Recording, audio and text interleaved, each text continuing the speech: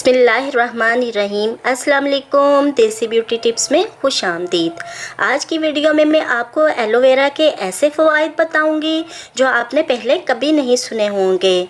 इसके अलावा औरत की खूबसूरती और हुस्न में इजाफे के लिए एलोवेरा कैसे इस्तेमाल करते हैं और मुख्तलिफ निस्वानी बीमारियों में इसका इस्तेमाल कैसे किया जा सकता है। तो चलिए शुरू करते हैं, मगर इससे पहले आपसे एक छोटी सी रिक्वेस्ट है। अगर आपने अभी तक मेरा चैनल सब्सक्राइब नहीं किया तो सब्सक्राइब कर लें और बेल आइकन को दबा दें ताकि मुफीद और मालूमाती वीडियोस आप तक बआसानी पहुंच सकें।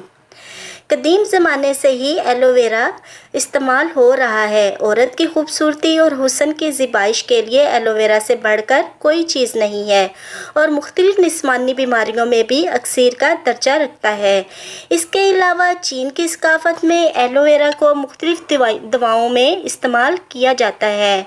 जल्द के मुख्तलिफ मसाइल से छुटकारा हासिल करने के लिए एलोवेरा बहुत बेहतरीन है। ख़वातीन में एलोवेरा जेल का इस्तेमाल बेहद मकबूल है। एलोवेरा के अंदर का गूदा ना सिर्फ आपके चेहरे को खूबसूरती बख्शता है बल्कि जिल्द को नरम और मुलायम भी करता है। ख़वातीन अगर चेहरे पर मेकअप करने से पहले एलोवेरा के गूदे को थोड़ी देर के लिए चेहरे पर लगा लें तो इससे इनकी जिल्द खुश्क नहीं होगी। मर्दों के लिए चेहरे पर शेव करने के बाद एलोवेरा जेल का इस्तेमाल बेहतरीन है।